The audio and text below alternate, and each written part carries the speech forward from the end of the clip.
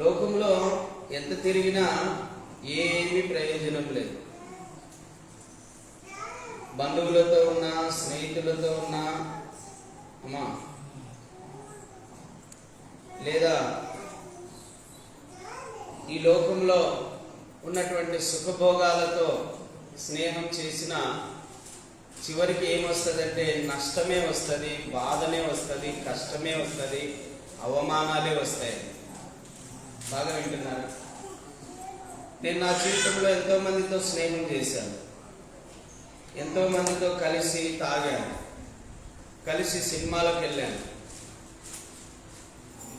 ఈ లోకంలో ప్రకృతిని చూడడానికి ఆయా ప్రాంతాలు వెళ్ళి ఎన్నెన్నో చూసి వచ్చాను. కొడైకెనాల్ అంట, మైసూర్ అంట, ఊటీ అంట, ఇట్లా ఆయా ప్రాంతాలకు వెళ్ళి ఎన్నో చూడడానికి వెళ్ళి చూసి వచ్చాను.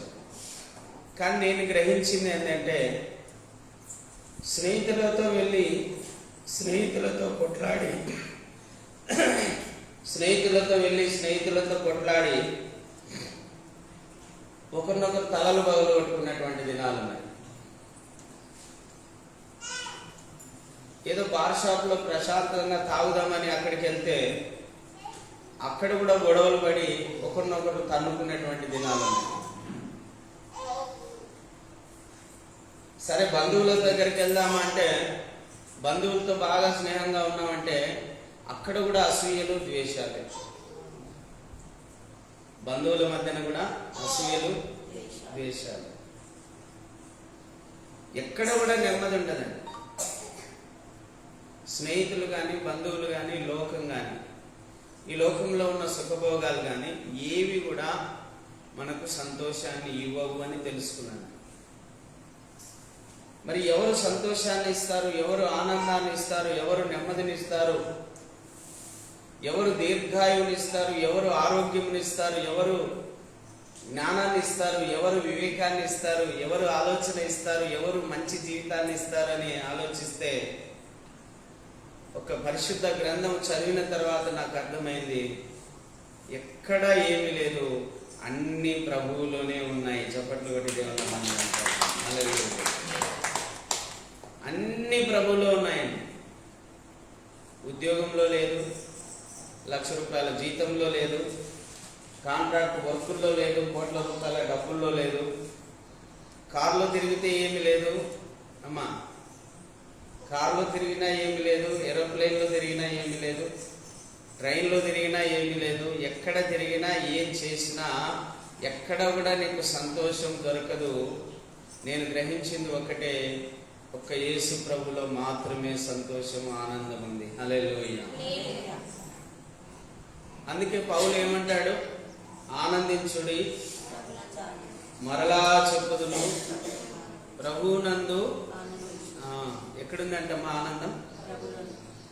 అందుకే మనం ఇక్కడికి వచ్చినాం. మీరంతా ధన్యులు.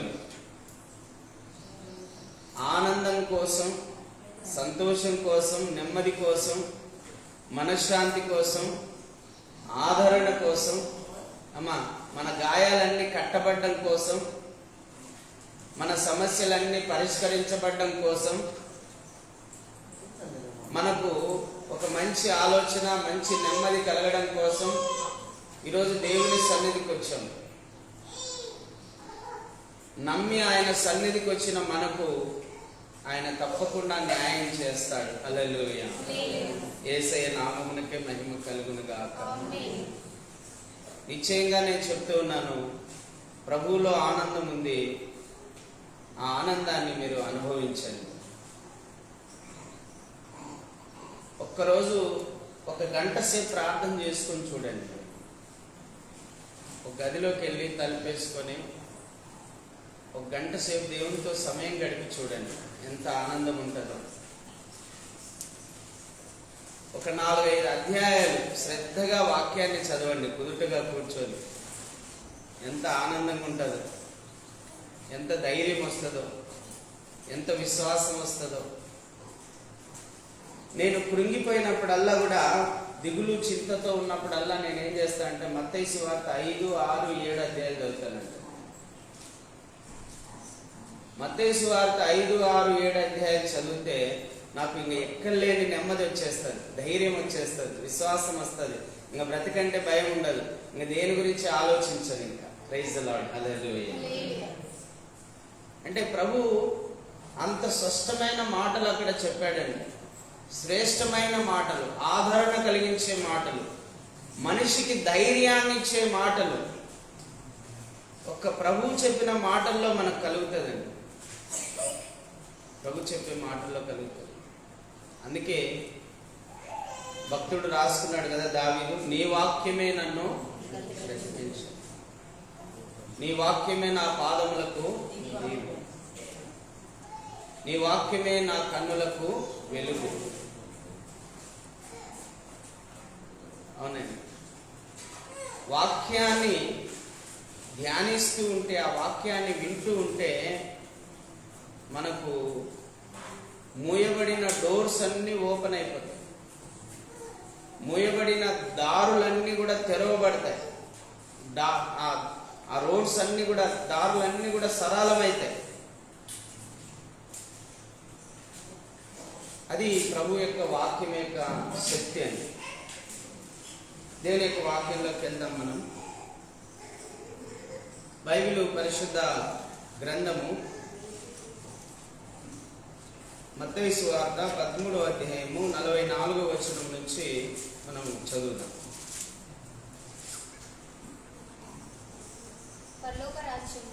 పరలోక రాజ్యము, బాగా వినాలమ్మా. పరలోక రాజ్యము పొలములో దాచబడిన ధనమును పోలి ఉన్నది. ఒక మనుష్యుడు దానిని కనుగొని దాచిపెట్టి అది దొరికిన సంతోషముతో వెళ్ళి తనకు కలిగినదంతయు అమ్మి ఆ పొలమును కొనును. చాలు. ప్రభువు పరలోక రాజ్యముల గురించి మనకు తెలియజేస్తున్నాడండి. బాగా వినాలి. పరలోక రాజ్యం అంటే ఇప్పుడు ఉన్నటువంటి రాజ్యం కాదు, అది దేవుని రాజ్యము, అది దైవ సంబంధమైనటువంటి రాజ్యము, దేవుని ఆత్మతో కూడినటువంటి రాజ్యము, దేవుని వాక్యముతో కూడినటువంటి రాజ్యము, దేవుని ఆజ్ఞలతో కూడినటువంటి రాజ్యము, దేవుని మార్గము, దేవుని మార్గం అది.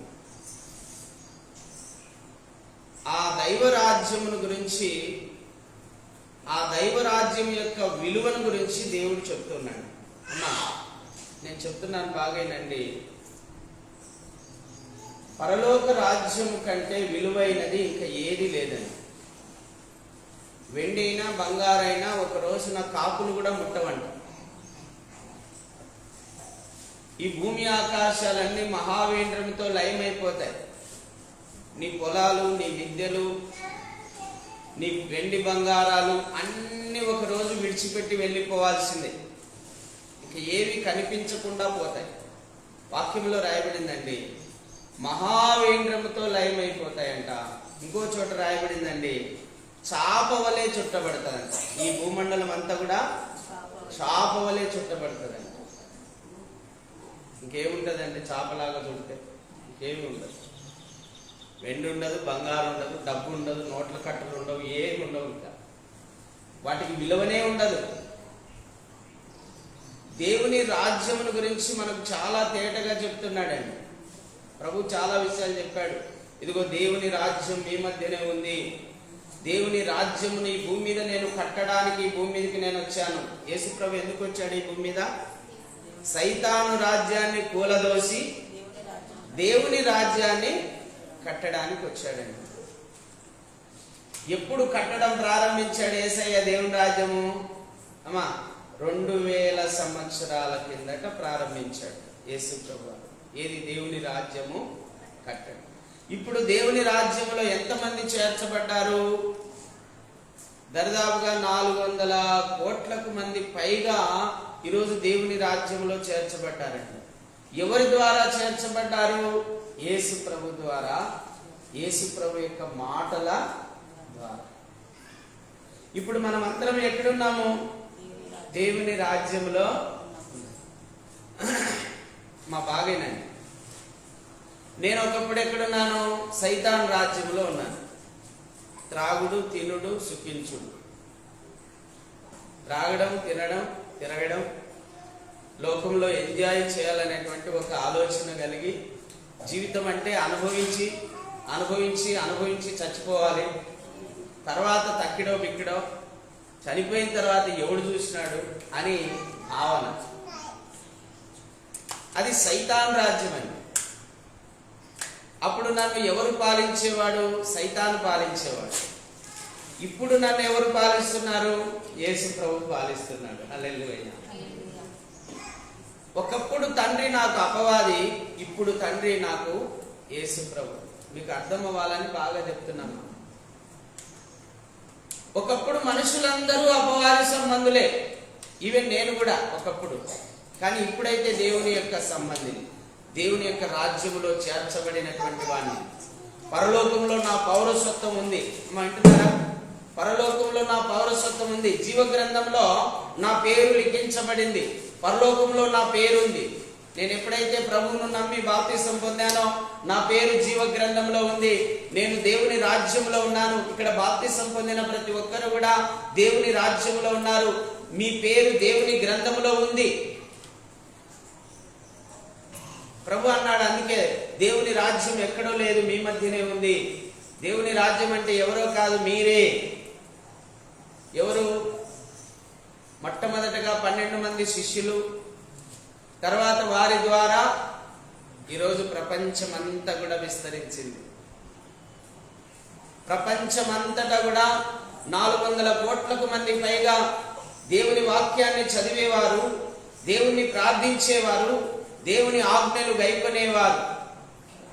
వ్యభిచరించకుండా, దొంగిలించకుండా, అబద్ధమాడకుండా, తల్లిదండ్రులను సన్మానిస్తూ, పొరుగు వారిని ప్రేమిస్తూ, పొరుగు వారిని ఏది కూడా ఆశించకుండా జీవిస్తున్నటువంటి దైవ జనాంగము భూమి మీద ఉంది.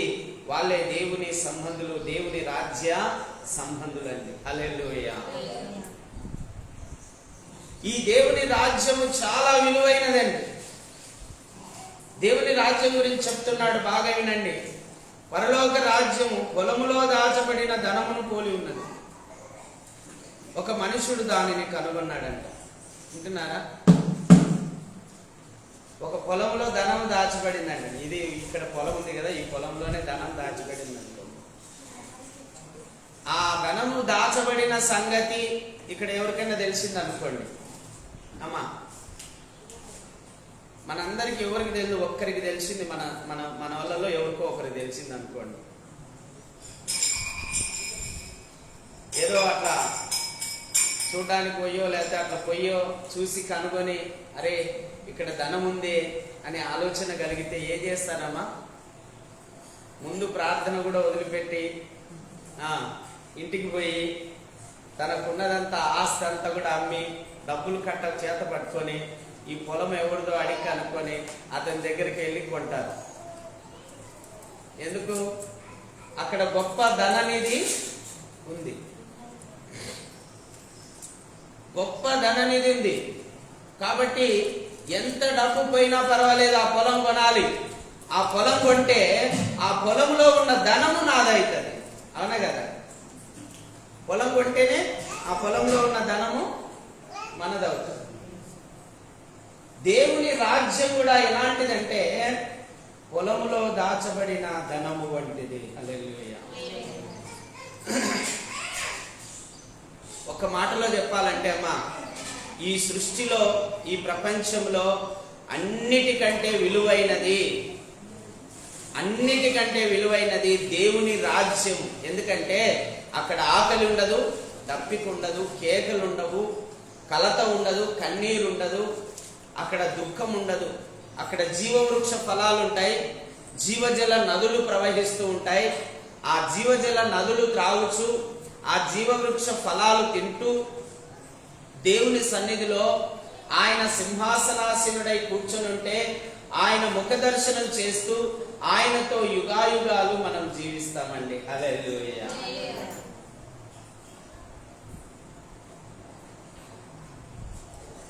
ఇంట్లో ఉన్నంతసేపు వాడు కొట్టుకోవడం, వీడు కొట్టుకోవడం, ఇంట్లో పిల్లలు గొడవ అది ఇది పెద్ద ఇబ్బందికరంగా ఉంటుంది. ఎప్పుడైతే నేను ప్రార్థనా గదికి వచ్చి ఆయన సన్నిధిలో ఆ గడి పెట్టుకొని లోపల కూర్చొని ఆ వాక్యం చదువుకొని ప్రార్థన చేసుకుంటూ ఉంటే పరలోకపు ఆనందం అక్కడే కనపడుతుందండి. హల్లెలూయా. పరలోకపు ఆనందాన్ని నేను అనుభవించాను. ఎక్కడంటే ప్రార్థనా గదిలో, ప్రార్థనా సన్నిధిలో. అందుకే దేవుడు అన్నాడు, పరలోకం ఎక్కడో లేదు, మీ మధ్యనే. మనం పోయి ఆ ప్రార్థనలో కూర్చున్నామంటే, దేవునితో ఏకమైనామంటే, దేవునితో కనెక్ట్ అయినామంటే ఆ పరలోకపు ఆనందాన్ని ఈ భూమి మీదనే మనం అనుభవిస్తామండి. ఇప్పుడు నేను ఇక్కడ నిలబడినాను, మీకు వాక్యం చెప్తున్నాను. ఆ పరలోకపు ఆనందాన్ని నా అంతరంగంలో నేను అనుభవిస్తూ ఉన్నాను. Praise the Lord. హల్లెలూయా, హల్లెలూయా, హల్లెలూయా. యేసయ్య నామమునకే మహిమ కలుగును గాక. ఆ పరలోకపు ఆనందాన్ని నేను అనుభవిస్తున్నాను. వింటున్న మీరు కూడా అనుభవిస్తూ ఉండవచ్చు. అయితే ఆయనకు మీరు చోటిచ్చి ఉండాలి, చోటిచ్చి ఉండాలి.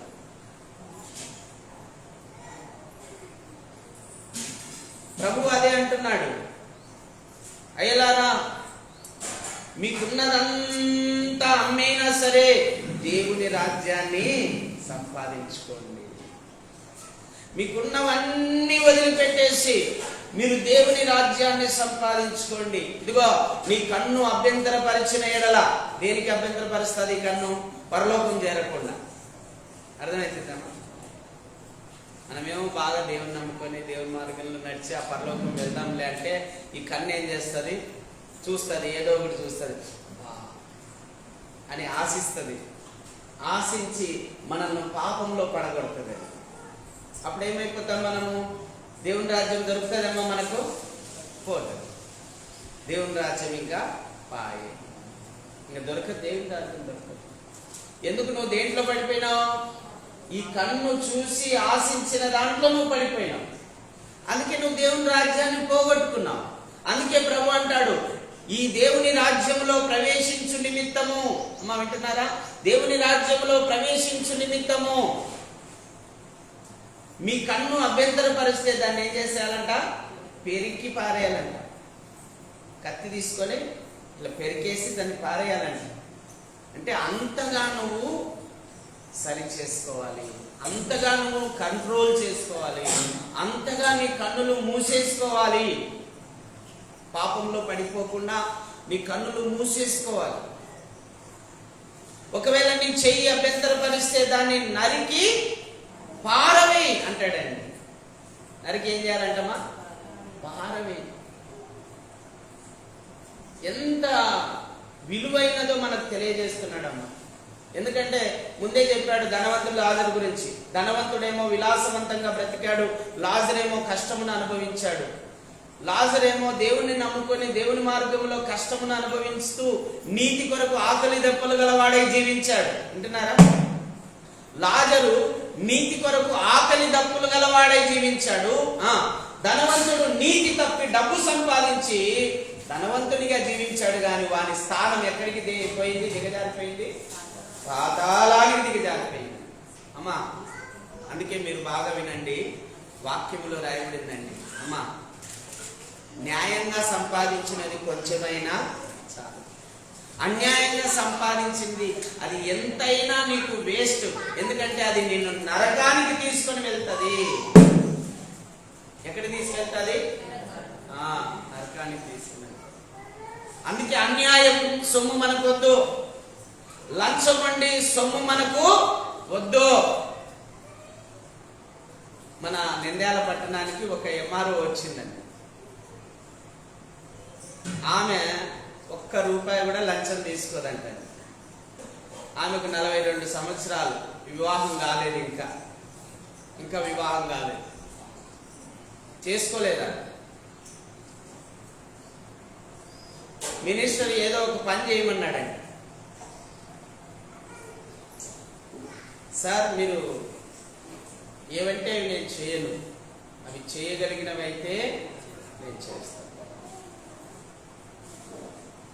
చూడండి, దేవుని నమ్మిన బిడ్డలు, దేవుని మార్గంలో నడిచే బిడ్డలు ఎంత తీర్మానం ఒక పెద్ద అధికారి చెప్పినా కూడా వినలేదు. ఎందుకంటే ఎక్కువ ఏమవసరం, ఖాళీ ప్లాట్ ఏడన్నా ఉందనుకోండి, ఆ ప్లాట్ మీద పట్ట గుట్టించుకొచ్చుకోవడం. ఎంఆర్ఓ నాకు పట్ట ఇచ్చినాడు, నువ్వెవరు రానికి లేదు, మేము ఇల్లు కట్టుకుంటామని కట్టుకుంటారు. అంటే ఎవరిదో స్థలం వీళ్ళు ఆక్రమించేస్తారు, దానికి ఆమె పర్మిషన్ ఇవ్వాలి. ఆమె ఏమంటది, నేను ఎవరికి ఇవన్నీ ఉన్నవి అట్నే ఉంటాయి, ఎవరికి కొత్త పర్మిషన్లు ఇచ్చేది లేదు. గతంలో కొన్ని వేల ఫ్లాట్లు అలా ఆక్రమించారండి చాలా మంది వైఎస్ నగర్ దండకున్నారు. అన్యాయమే కదా.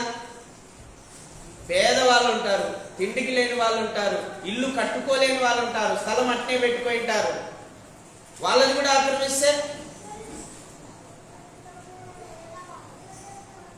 అవునండి. ధనాపేక్ష సకల కీడునకు మూలము. ధనాపేక్ష గలవారు ఉరిలో పడుదురు అని రాయబడిందండి. ఎక్కడ పడతారంట మా ధనాపేక్ష గలవారు? ఊరిలో పడిపోతారు. అందుకే దేవుని రాజ్యము విలువైనది, శ్రేష్టమైనది, ఆనందకరమైనది, నెమ్మదికరమైనది. దానికోసం మీరు ఏం పోగొట్టుకున్నా పర్వాలేదు, కన్ను పోగొట్టుకున్నా పర్వాలేదు, అమ్మా చెయ్యి పోగొట్టుకున్నా పర్వాలేదు, ఆస్తి పోగొట్టుకున్నా పర్వాలేదు.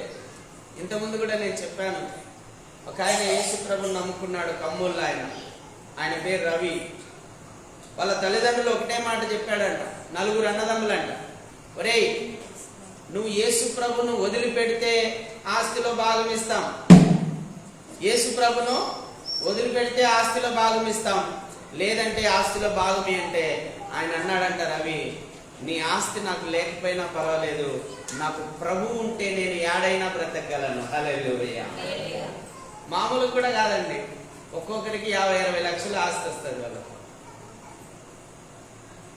50-60 లక్షల ఆస్తి వదులుకున్నారు. ఎవరి కోసం చెప్పండి అమ్మా? దేవుని రాజ్యం కోసం. ఎవరి కోసం చెప్పండి? వదులుకుంటారా మీరు? వదులుకుంటారా? దేవుని రాజ్యం ఎంత విలువైనదో దేవుడు చెప్తూ ఉన్నాడు.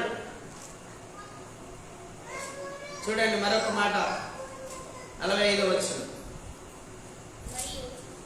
మరియు పరలోక రాజ్యము మంచి ముత్యములను కొన వెదుకుచున్న వర్తకుని పోలి ఉన్నది. అతడు అమూల్యమైన ఒక ముత్యమును కనుగొని పోయి తనకు కలిగినదంతయు అమ్మి దానిని కొనును. బాగంటున్నారమ్మా? ముత్యం గురించి చెప్తున్నాడు. ముత్యం అంటే మీకు ఇష్టం కదా, ముత్యాలు బాగా తెల్లగా ఉంటాయి, దాంట్లో శ్రేష్టమైన ముత్యాలు కూడా ఉంటాయి, విలువైన ముత్యాలు కూడా ఉంటాయండి.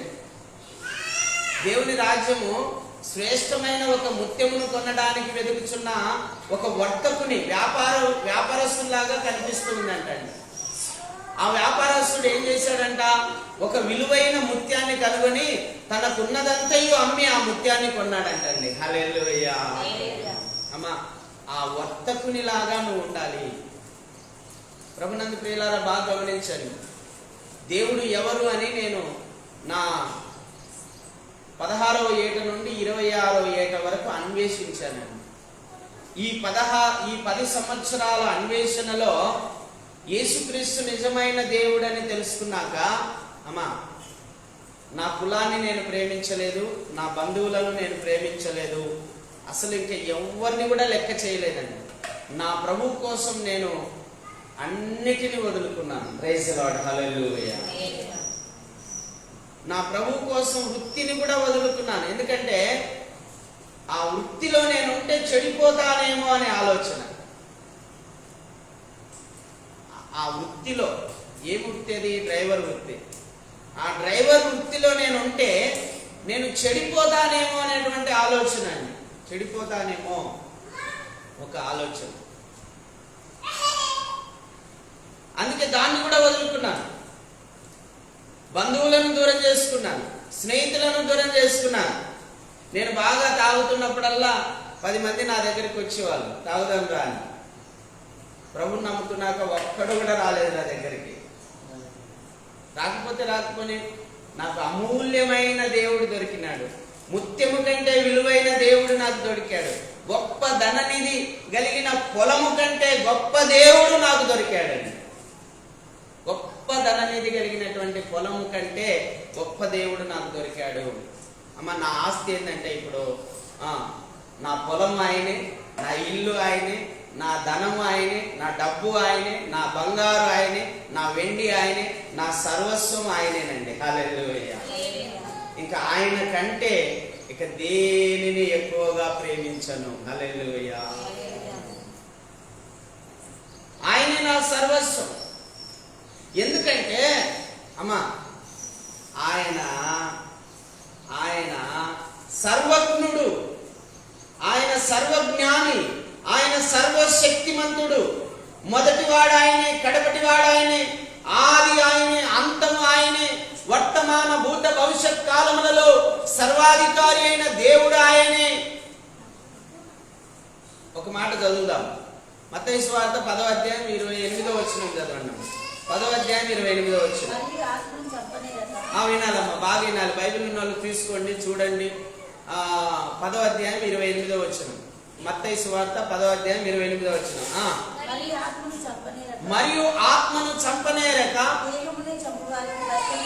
దేహమునే చంపు వారికి భయపడకుడి గాని ఆత్మను దేహమును కూడా నరకములో నశింపజేయగల వానికి మిక్కిలి భయపడండి. హల్లెలూయా.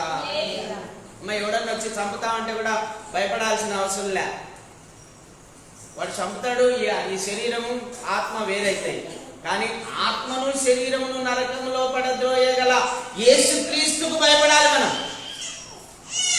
ఈ లోకంలో ఎవరికి భయపడాల్సిన అవసరం లే. ఈ మనుషులు ఏమైనా చేయగలరంటే మనిషిని చంపగలరు, అంతకంటే ఏమైనా చేయగలరా? ఏమి చేయలేరు, అంతకంటే ఏం చేయలేరు. అయితే దేవుని చేతిలో మనం ఉంటే, దేవుని నమ్ముకొని ఆయన మీదే విశ్వాసం ఉంచి ఉంటే, ఆయన మనల్ని చనిపోయి సమాధిలో ఉన్నా సరే ఆయన ఒక రోజున లేపి తన రాజ్యంలో చేర్చుకుంటాడు. హల్లెలూయా. ప్రభు ఏమంటాడు చూడండి ఒకసారి. యోహాను సువార్త 11:25లో చదవండి. బైబిల్ ఉన్న వాళ్ళందరూ కూడా తీసుకోండి.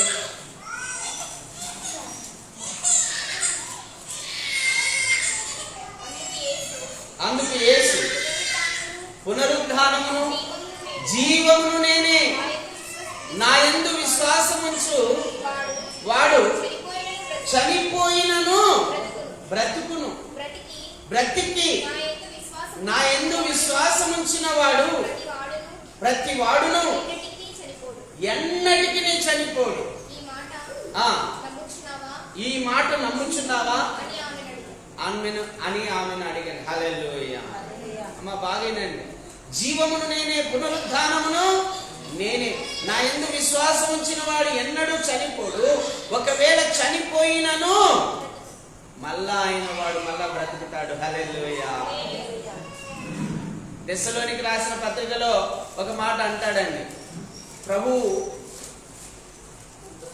మేఘారుడై వస్తాడు, ఒక రోజున దేవదూతలను వెంట పెట్టుకొని వస్తాడు. కడబూర మోగగానే, కడబూర శబ్దం వినబడగానే మొదట సమాధుల్లో ఉన్న వారు లేపబడతారు.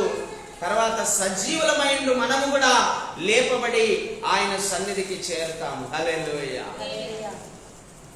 ప్రభునందు ప్రియులారా, ఆయనను నమ్మిన వారిని విడిచిపెట్టే దేవుడు కాదాయన. నువ్వు సమాధిలో ఉన్నా సరే నిన్ను లేపుతాడు. నువ్వు సమాధిలో ఉన్నా సరే నిన్ను లేపి తన రాజ్యంలో చేర్చుకొని యుగాయుగాలు నిన్ను ఏలుకుంటాడు. యుగాయుగాలు నిన్ను ఏలుకుంటాడు. అందుకే దేవుడు చాలా స్పష్టంగా చెప్తున్నాడు. అమ్మా, పరలోక రాజ్యము పొలములో దాచబడిన ధననిధి కంటే విలువైనది, మంచి ముత్యము కంటే విలువైనది. 47వ వచనం చూద్దాం. మత్తయి సువార్త 13వ అధ్యాయము 47వ వచనం. మరియు పరలోక రాజ్యము సముద్రంలో వేయబడి నానా విధములైన చేపలను పట్టిన వలను పోలి ఉన్నది. అది నిండినప్పుడు దానిని దరికి లాగి కూర్చుండి మంచి వాటిని గంపలో చేర్చి చెడ్డ వాటిని బయట పారవేయుడు. అలాగే యుగ సమాప్తి అందును జరుగును. దేవదూతలు వచ్చి నీతిమంతులలో నుండి దుష్టులను వేరుపరిచి వీరిని అగ్నిగుండములో పడవేయుదురు. అక్కడ ఏడుపును పండ్లు కొరుకుటయు ఉండును. హల్లెలూయా. అమ్మా, ఇప్పుడన్నా క్లారిటీ వస్తుందా మీకు?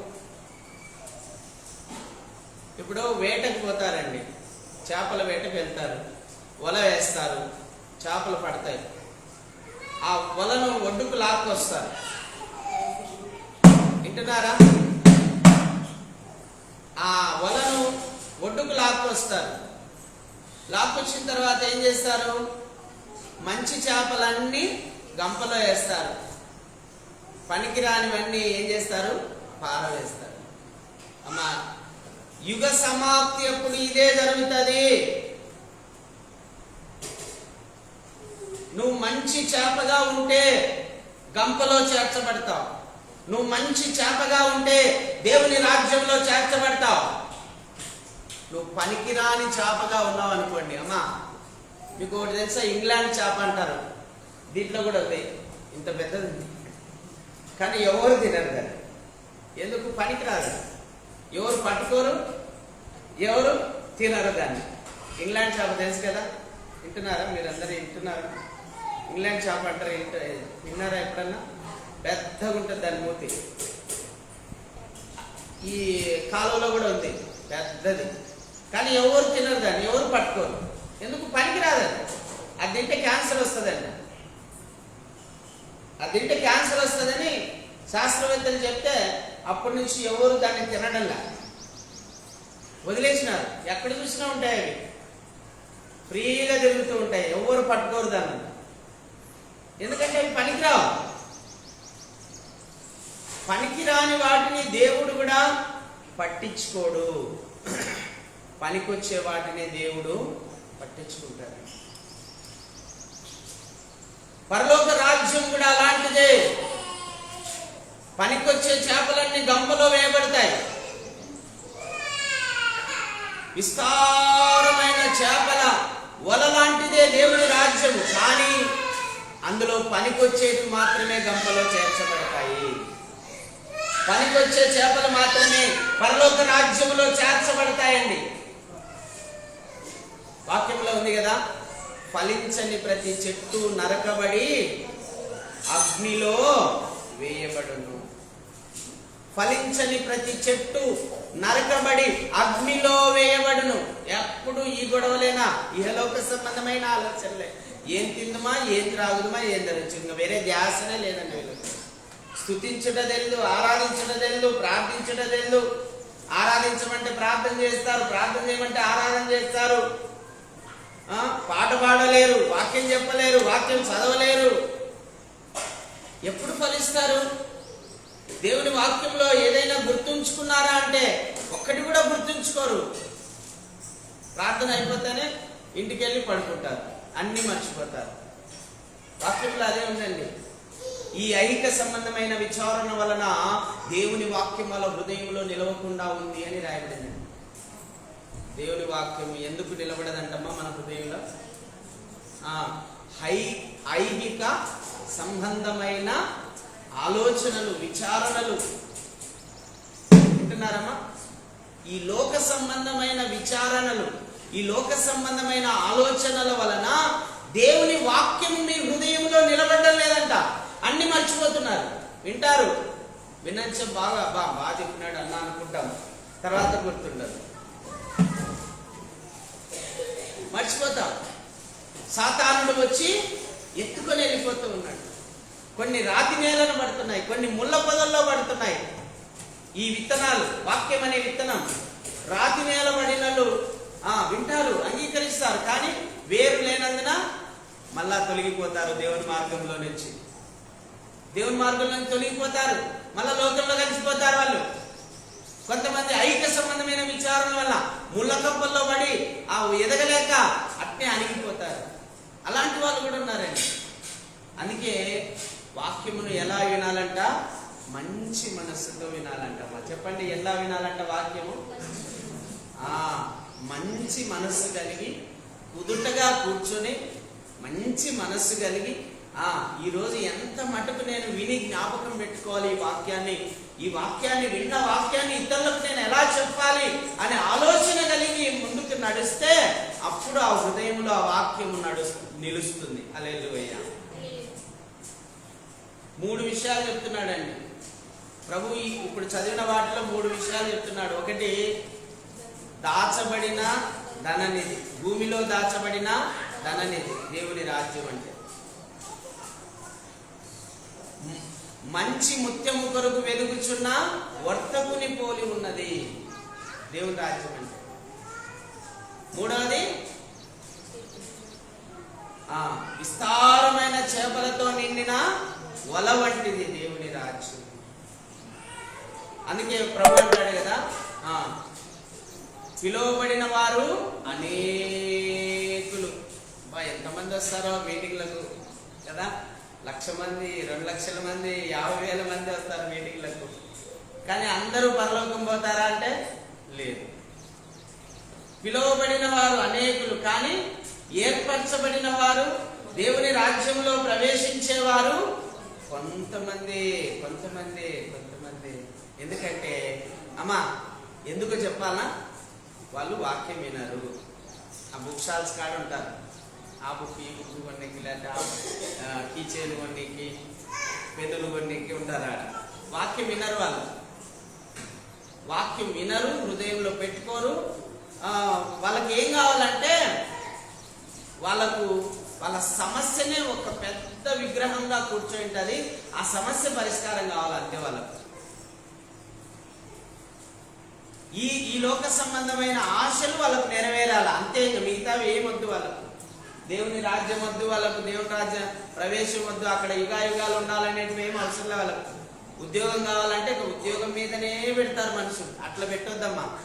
ఉద్యోగం అనేది ఆఫ్టర్ ఆల్. నువ్వు దేవుని మీద మనసు పెడితే ఉద్యోగం అనేది ఆఫ్టర్ ఆల్ అవుతుంది.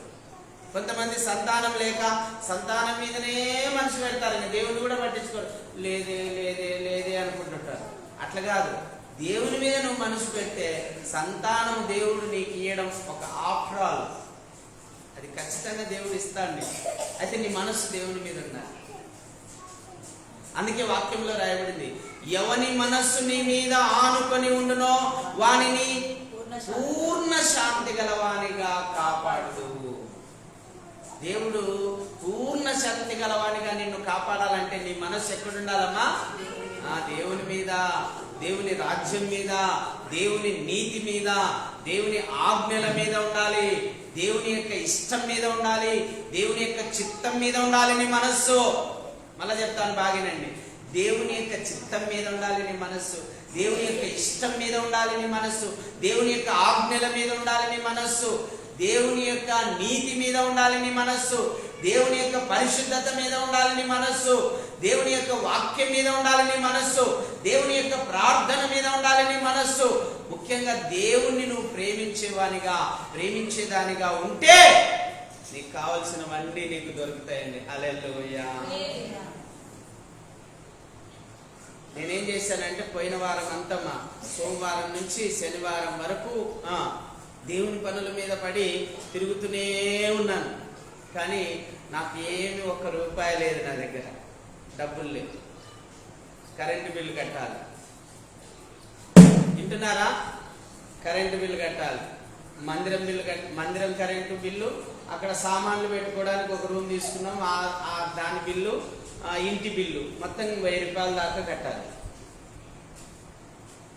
నేను సడన్ గా గుర్తు వచ్చేసరికి కొంచెం దిగులు పడినాను. ఏందబ్బా ఏం లేవే, ఎట్లా చేయాలి అని వెంటనే ప్రభుని అడిగాను. ప్రభా, మరి నాకు ఎవరిస్తారు? నువ్వే కదా నాకు సహాయకుడు. నాకు సహాయం చేయి.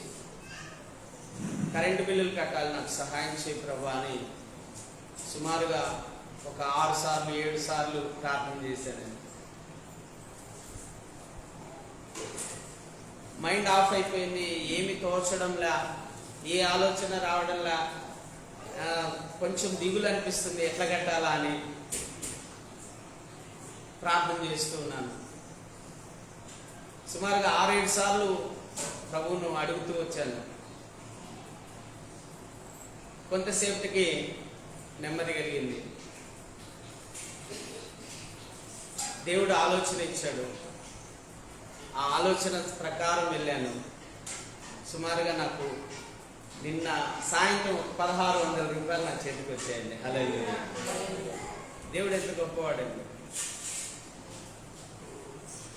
అడుగుడి ఇవ్వబడును, వెతుకుడి దొరుకును, తట్టుడి తీయబడును. నేను ప్రభు పనే చేస్తున్నాను కదా, మరి నాకేమి దొరకలేదే అనుకోకూడదు. దేవుడు ఎక్కడి నుంచి పంపిస్తాడో పంపిస్తాడు. ఏ రీతిగా ఇస్తాడో ఆ రీతిగా ఇస్తాడు. ఆయనకు అన్నీ తెలుసు. మనకంటే మన గురించి ఆయనే ఎక్కువ ఆలోచిస్తాడు. ఎందుకంటే ఆయన మనకు తండ్రి, మనం పిల్లలం కనుక. ఇప్పుడు మన పిల్లల గురించి మనం ఆలోచిస్తాం కదండి. ఎందుకంటే మన పిల్లలు వాళ్ళంతకు వాళ్ళు ఆలోచించుకోలేరు. వాళ్ళ గురించి మనమే ఆలోచించాలి. మన పిల్లల గురించి మనం ఆలోచించాలి. మన గురించి ఎవరు ఆలోచిస్తారు? ప్రభు ఆలోచిస్తారు. అందుకే ప్రభు అంటాడు, మీరు అడుగక మునిపే మీ అక్కరలేవో నాకు తెలుసు. ఆయన నేను కరెంటు బిల్లు కట్టాల్సింది ఆయనకు తెలుసు. ఇంకొకటి కూడా ఉండింది, మనము ప్రతి వారం చికెన్ తెచ్చుకోవాలనుకున్నాం. కానీ ఈ బర్డ్ ఫ్లూ ఏదో సైన్ ఫ్లూ అంటుంటే తేవడంలే. ఆయన కూడా దానికి కూడా దేవుడు సాయం చేస్తూనే వచ్చాడు. అప్పుడు కూడా ప్రతిదీ చేస్తాడండి. మనం ఏదైనా ఒకటి అనుకున్నామంటే దానికి సంబంధించినట్లుగా దానికి తగినట్లుగా డబ్బులు చేతికి వస్తాయంటే. హల్లెలూయా. అది దేవుని శక్తి అండి. ఎందుకు అట్లా చేస్తాడంటే దేవుడు తన శక్తిని మనకు కనపరుస్తూ రావాలని. హల్లెలూయా. ఉండి చేస్తే అదేం పెద్ద విషయం కాదండి. లేకుండా చేయాలనుకొని చేస్తే అది దేవుని విశ్వాసం మీద ఆనుకొని చేసే విధానం. హల్లెలూయా. యేసయ్య నామమునకే మహిమ కలుగును గాక. కాబట్టి ప్రియులారా, మీరు దేవుని రాజ్యమును గురించినటువంటి విషయాల్లో, దేవుని గురించినటువంటి విషయాల్లో మీరు ప్రాముఖ్యతని ఇవ్వాలి. అంటే ప్రార్థనకు ప్రాముఖ్యత ఇవ్వాలి, వాక్యమునకు ప్రాముఖ్యత ఇవ్వాలి, దేవుని రాజ్యమునకు ప్రాముఖ్యత ఇవ్వాలి. ఎవరైతే వీటికి ప్రాముఖ్యత ఇస్తారో వాళ్ళు ధన్యులండి. నేనే ఉన్నాను. ఒకప్పుడు దేనికి ప్రాముఖ్యత ఇచ్చేవాడిని తెలుసా? పగలంతా కష్టపడి సాయంత్రం అయితేనే మందాగాల, దానికి ప్రాముఖ్యత. అంటే నేను పగలంతా దేనికి కష్టపడుతున్నా? సాయంత్రం తాగని కోసం. అంటే నా దృష్టి అంతా దాని మీద పెట్టుకున్నాను. అంటే త్రాగుడును నేను ఎక్కువ ప్రేమిస్తున్నాను, త్రాగుడు మీదనే మనసు పెట్టినాను, త్రాగడం కోసమే జీవిస్తున్నాను నేను ఒకప్పుడు. కానీ ఈరోజు దేవుణ్ణి తెలుసుకున్న తర్వాత, దేవుని వాక్యాన్ని తెలుసుకున్న తర్వాత, దేవుని ప్రార్థన నాకు నేర్చుకున్న తర్వాత, దేవుని సన్నిధిని అలవాటైన తర్వాత, ఇప్పుడు నేను దేవుని వాక్యాన్ని ప్రేమిస్తున్నాను, ప్రార్థన ప్రేమిస్తున్నాను, ఆ పరలోకపు సన్నిధికి చేరాలని ఆశతో ఉన్నాను. హల్లెలూయా. ఇప్పుడు నా కాన్సెప్ట్ ఇది. ఒకప్పుడు కాన్సెప్ట్ వేరు, ఇప్పుడు కాన్సెప్ట్ వేరు. మీకు కూడా చాలా ఉండొచ్చు, కానీ నేను చెప్తున్నాను ఆ కాన్సెప్ట్లన్నీ తీసేయండి. మీకు కూడా చాలా రకాల ఆలోచనలు ఉండొచ్చు, అవన్నీ తీసేయండి. మీ గురి ప్రభు మీద పెట్టండి, ప్రభు వాక్యం మీద పెట్టండి, ప్రభు ప్రార్థన మీద పెట్టండి, ఆ పరలోక రాజ్యం మీద పెట్టండి. అమ్మా ఏమని రాయబడింది చూడండి, ఒకసారి చదువుదాం. మత్తయి సువార్త 6:33 ముగిస్తున్నాను. కాబట్టి మీరు ఆయన రాజ్యమును నీతిని మొదట వెదకుడి, అప్పుడు అవన్నీ మళ్ళా చదవమ్మా అందరికి అర్థమయ్యేటట్లుగా.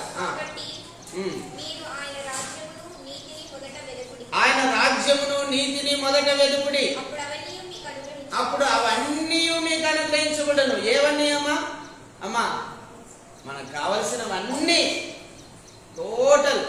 ఈరోజు దేవుని స్తుతిస్తున్నాను, ఆరాధిస్తున్నాను, ప్రార్థిస్తున్నాను, ఆయన వాక్యాన్ని ధ్యానిస్తున్నాను, ఆయన వాక్యాన్ని బోధిస్తున్నాను, ఆయన పని చేస్తున్నాను.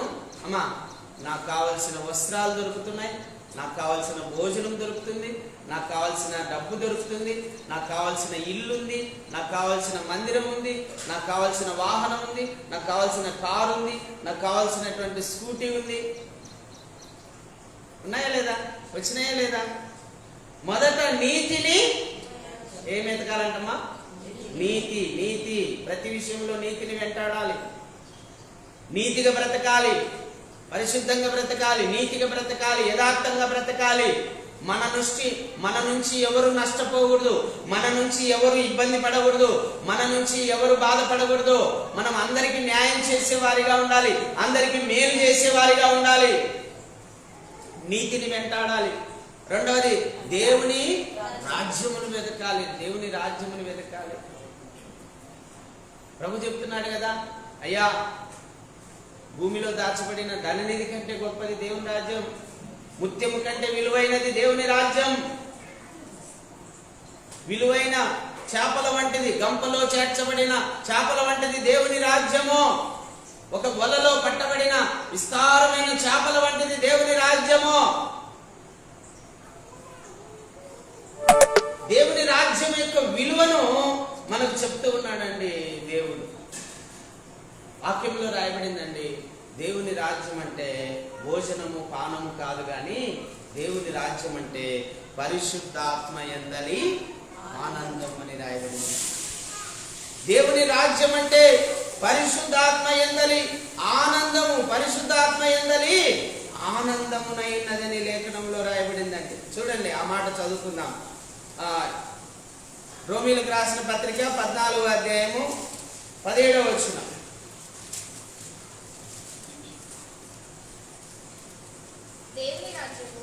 దేవుని రాజ్యం భోజనమును పానమును కాదు గాని నీతియు సమాధానమును పరిశుద్ధాత్మ యందలి ఆనందమునై ఉన్నది. హల్లెలూయా. పైన ఒక వచనంలో రాయబడింది చూడండి, 16వ వచనం. మీకున్న మేలైనది దూషణ పాలు కానీయకుడి, దేవుని రాజ్యము భోజనమును పానమును కాదు గాని నీతియు, ఏంటంటమ్మా? నీతియు. రెండవది సమాధానమును, మూడవది పరిశుద్ధాత్మ యందలి ఆనందమునైనది. హల్లెలూయా. అవునండి, మీరేమో నాకు తెలియదు కానీ నేనైతే పరిశుద్ధాత్మలో ఆనందిస్తున్నానండి, నీతిని అనుసరిస్తున్నానండి, దేవునితో సమాధానం కలిగి ఉన్నానండి, మనుషులతో కూడా సమాధానం కలిగి ఉన్నానండి. అమ్మా, మనుషులతో సమాధానం కలిగి ఉండాలి, దేవునితో సమాధానం కలిగి ఉండాలి, నీతిని అనుసరించే వారిగా ఉండాలి. పరిశుద్ధాత్మకు మీ హృదయంలో చోటిచ్చి ఆ పరిశుద్ధాత్మానుసారంగా మీరు నడుచుకునే వారై ఉండాలి. ఆత్మానుసారంగా మీరు నడుచుకునే వారై ఉండాలి. ఆత్మకు లోబడిన వారై ఉండాలి. మీరు ఆత్మను దుఃఖపరిచే వారిగా ఉండకూడదు, ఆత్మను ఆర్పే వారిగా ఉండకూడదు, ఆత్మానుసారంగా నడుచుకునే వారిగా ఉండాలి. ఆత్మ చెప్పినట్టు చేయండి అమ్మా. నేను ఇక్కడికి వచ్చిన తర్వాత ఒక వాక్యం చెప్పాలని దానికోసం వెతుకుతూ ఉన్నాను. దేవుడేమో దాన్ని చూపికున్నాడు. ఎందుకు చూపికున్నాడంటే ఇక్కడ నిలబడిన తర్వాత ఇదిగో నువ్వు ఇది చెప్పాలి అంటున్నాడండి. హల్లెలూయా. అందుకే అది చూపించాడు. పరిశుద్ధాత్మ దేవుడు ఏం చెప్తాడో దాన్ని చెయ్యడమే పరిశుద్ధాత్మ యందలి ఆనందించడం. ఎప్పుడైతే ఈ వాక్యాన్ని చెప్పడం ప్రారంభించానో నేను మీతో చెప్పాను కదా, నేను ఆత్మలో ఆనందిస్తున్నాను. హల్లెలూయా. ఆత్మలో ఆనందిస్తున్నాను, పరిశుద్ధాత్మలో ఆనందిస్తున్నాను, పరిశుద్ధాత్మలో ఆనందిస్తూ ఉన్నాను, నీతిని అనుసరిస్తున్నాను, మనుషులతో సమాధానం కలిగి ఉన్నాను, దేవునితో కూడా సమాధానం కలిగి ఉన్నామండి. ప్రభునందుకు ఇలాగా బాగా గమనించండి. దేవుని రాజ్యం అంటే నీతి అనుసరించడం, దేవుని రాజ్యం అంటే దేవునితో సమాధానం కలిగి ఉండడం, దేవుని రాజ్యం అంటే పరిశుద్ధాత్మ యందలి ఆనందించడం. అందుకే దీన్ని విలువ పెట్టి కొనలేమండి, విలువ పెట్టి కొనలేము. ముగిస్తున్నా. ఒక ఆయన వచ్చాడు, గారెడి సీమోను, అపోస్తుల పాదాల దగ్గర డబ్బులు పెట్టి నాకు పరిశుద్ధాత్మని ఇయ్యండి అంటున్నాడు. వస్తుందమ్మా? డబ్బులు పెడితే వస్తుంది పరిశుద్ధాత్మ? పరిశుద్ధాత్మ డబ్బులతో కొనొచ్చా? దేవుని ఆత్మను డబ్బులతో కొనొచ్చా? వాడు వెరివాడు, వాడు తెలియదా? వెరివాడు. పరిశుద్ధాత్మను పొందుకోవాలంటే ఏం చేయాలని చెప్పాడు పేతురు? మీరు మారు మనస్సు పొందాలి, మూర్ఖులకు ఈ తరం వారికి వేరై దేవుని వైపు తిరిగి పాపక్షమాపణ నిమిత్తం బాప్తిసం పొందాలి. అప్పుడు మీకు పరిశుద్ధాత్మ అనుగ్రహించబడు. దేవుని వాక్యం వినాలి, ఆ వాక్యాన్ని మీరు అంగీకరించాలి. అప్పుడు మీకు పరిశుద్ధాత్మ అనుగ్రహించబడుతుంది. దేవుని వాక్యాన్ని మీరు అనుసరించాలి, దేవుని స్తుతించాలి, ఆరాధించాలి, ప్రార్థించాలి. అప్పుడు మీరు పరిశుద్ధాత్మతో నింపబడతారు. హల్లెలూయా. మనం ఆరాధన చేస్తున్నప్పుడు పరిశుద్ధాత్మతో నింపబడతాం. స్తుతిస్తున్నప్పుడు పరిశుద్ధాత్మతో నింపబడతాం. పాటలు పాడుతూ ఆయనను ఆరాధిస్తున్నప్పుడు పరిశుద్ధాత్మతో నింపబడతాం. అంటే మనం స్తుతించేవారిగా, ఆరాధించేవారిగా, మూర్ఖులకు ఈ తరం వారికి వేరే జీవించేవారిగా, పాపాన్ని అసహించుకొని ప్రభు వైపు తిరిగేవారిగా ఎప్పుడైతే ఉంటామో అప్పుడే మనకు పరిశుద్ధాత్మ అనుగ్రహించబడుతుంది. అంతవరకు అనుగ్రహించబడదు. ఆ పరిశుద్ధాత్మలో ఆనందం అనేది అప్పుడు అనుభవిస్తామండి. హల్లెలూయా. నేను చాలాసార్లు చెప్పాను కదా మీకు, కర్నూలులో ఒక మెకానిక్ షెడ్లో ఉన్నాను. పరిశుద్ధాత్ముడు నాలోకి వచ్చాడు. నేను అనుకుంటున్నాను, ఏంటి నేను ఇంత సంతోషంగా ఉన్నాను, ఏంటి నేను ఇంత ఆనందంగా ఉన్నాను, నా జీవితంలో ఎప్పుడు ఇంత సంతోషంగా లేనే అని అనుకుంటూ ఉన్నాను. అప్పుడే నాలో నుంచి మాట్లాడుతున్నాడు ప్రభు, ఇదిగో నువ్వు వెళ్ళి బాప్తిసం తీసుకో, నమ్మి బాప్తిసం పొందిన వాడు రక్షించబడును. నువ్వు వెళ్ళి బాప్తిసం తీసుకో, నమ్మి బాప్తిసం పొందిన వాడు రక్షించబడును, నమ్మని వానికి శిక్ష విధించబడును. ఆ మాట ప్రకారం నేను వచ్చి నింద్యాలకు వచ్చి రాత్రి తెల్లవారుజామునే లేచి మందిరానికి వెళ్ళి అక్కడ బాప్తిసం తీసుకోవడం జరిగింది. హల్లెలూయా. యేసే నామమునికి మహిమ కలుగునుగా. అవునండి, దేవుని రాజ్యం ఎంతో విలువైనది, దాన్ని పోగొట్టుకోవద్దు. తాత్కాలిక సుఖభోగాల కోసం, తాత్కాలికమైన డబ్బు కోసం, తాత్కాలికమైన వెండి బంగారాల కోసం, తాత్కాలికమైన కులం కోసం, తాత్కాలికమైన బంధువుల కోసం, తాత్కాలికమైన స్నేహితుల కోసం, తాత్కాలికమైన భార్య కోసం, తాత్కాలికమైన పిల్లల కోసం దేవుణ్ణి పోగొట్టుకోవద్దు. దేవుని రాజ్యాన్ని కూడా పోగొట్టుకోవద్దు. ఒక దైవజనుడు, హెబ్రోను సహవాస వ్యవస్థాపకులు అయ్యగారు, ఏం పేరమ్మా? భక్త సింగ్ గారు. ఆయన ప్రభువుని నమ్ముకుంటే వాళ్ళ భార్య పిల్లలు చెప్పారంట, నువ్వు ప్రభువును విడిచిపెట్టి ఇంట్లోకి రా, లేకపోతే రావద్దని చెప్పారంట. ఎవరు చెప్పింది? భార్య పిల్లలే. ఆయన అన్నాడంట, నేను మిమ్మల్నైనా వదిలిపెట్టాను కానీ ప్రభువును మాత్రము అని చెప్పి హైదరాబాద్కి వచ్చి మోకాళ్ళ మీద ప్రార్థన చేస్తుంటే దేవుడు స్థలం ఇచ్చినాడు, మందిరం కట్టినాడు, సంఘం కట్టినాడు. ఇప్పుడు ప్రపంచమంతటా సంఘాలు కట్టబడ్డాయండి ఆయన ద్వారా. Praise the Lord. హల్లెలూయా. ఇప్పుడు ఎంతమంది ఆయనకు మంది సహోదరులు, ఎంతమంది సహోదరులు, ఎంతమంది బంధువులు తయారయ్యారు, ఎంతమంది అన్నదమ్ములు. ఈ రోజు కూడా ఆయనను మనం జ్ఞాపకము చేసుకుంటున్నాం. అదేంటి దేవుని శక్తి అంటే. దేవుని కోసం భార్యా పిల్లలను కూడా పోగొట్టుకున్నాడు. ప్రభు అన్నాడు కదా, నా నిమిత్తము భూమి మీద మీరు దేన్నైనా పోగొట్టుకుంటే అది ఇహమందు పరమందు 100 రెట్లు పొందుతారు. హల్లెలూయా. యేసయ్య నామమునకే మహిమ కలుగును గాక. కానీ ఒక ధనవంతుడు మాత్రం నిత్య జీవం పొందాలని ప్రభు దగ్గరికి వచ్చి అన్ని అడిగాడు.